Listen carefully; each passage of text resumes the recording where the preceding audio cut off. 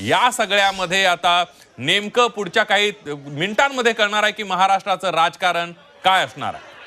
ओम, निश्चितच संदीप, जसं तुम्ही सांगितलं की मुख्यमंत्री जेव्हा भूमिका घेतील तेव्हाच सगळं चित्र हे स्पष्ट होणार आहे। भाजपकडनं दावा केला जात असला तरी सुद्धा मुख्यमंत्र्यांनी अद्याप अधिकृतपणे कुठलीही भूमिका मांडलेली नाही। आता काही क्षणापूर्वी आपल्या प्रतिनिधींनी सांगितलं की मुख्यमंत्र्यांनी असं आपल्या सर्व नेत्यांना सांगितलं होतं की तुम्ही कुठलीही प्रतिक्रिया देऊ नका।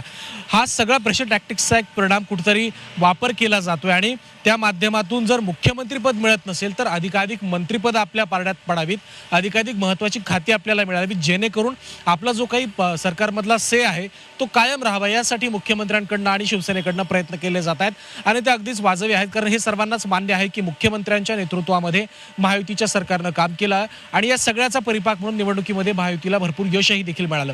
भाजपला जरी संख्याबळाच्या दृष्टीने भाजप मोठा असला तरी राज्याचे मुख्यमंत्री म्हणून एकनाथ शिंदेंनीच सरकार चालवलं होतं, त्यामुळे या सगळ्यामध्ये मुख्यमंत्र्यांची प्रतिष्ठा आता कुठेतरी पणाला लागल्याचं दिसतंय।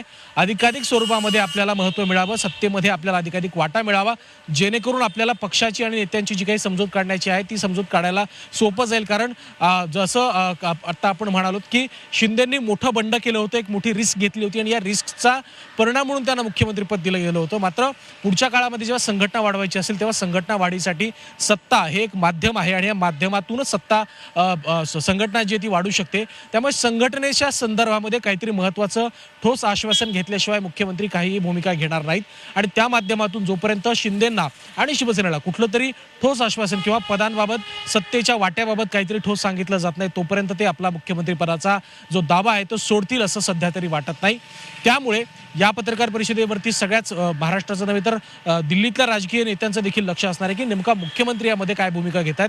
जर उद्या दिल्लीमध्ये ही महत्त्वाची बैठक अमित शहांच्या उपस्थितीमध्ये पार पडली जात असेल तर त्यामध्ये नेमकी भूमिका काय असणार आहे, कारण यापूर्वी अजित पवार असतील किंवा एकनाथ शिंदे असतील दोन्ही पक्षांकडनं मुख्यमंत्री पदावरती आमची अपेक्षा आहे, आमचा दावा आहे असं सांगण्यात येत होतं। मात्र सुनील तटकरे यांनी राष्ट्रवादीची भूमिका स्पष्ट केली की आम्ही जरी ही मागणी करत असलो तरी सुद्धा आम्ही वास्तववादी आहोत, आम्हाला वास्तवाचं आणि संख्याबळाचं भान आहे, त्यामुळे कुठेतरी आम्ही मुख्यमंत्री पदावरचा जो काही त्यामुळे मुख्यमंत्र्यांच्या भूमिकेकडे सगळ्यांचं लक्ष लागलं। ही थेट दृश्य आपण बघतोय ज्या ठिकाणी मुख्यमंत्र्यांची पत्रकार परिषद होणार आहे। शिवसेनेचे प्रमुख नेते या ठिकाणी सगळे उपस्थित असल्याचं आपल्याला पाहायला मिळतंय। प्रताप सरनाईक आहे, दादा भुसे आहेत, त्याचबरोबर संजय शिरसाट आपल्याला पाहायला मिळत आहेत, राजू वाघमारे आहेत, सगळे जे प्रमुख नेते निकटवर्तीय काही आपल्याला या दृश्यांमध्ये पाहायला मिळत आहेत। त्यामुळे थोड्याच वेळामध्ये मुख्यमंत्री एकनाथ शिंदे पत्रकार परिषद घेणार आहेत।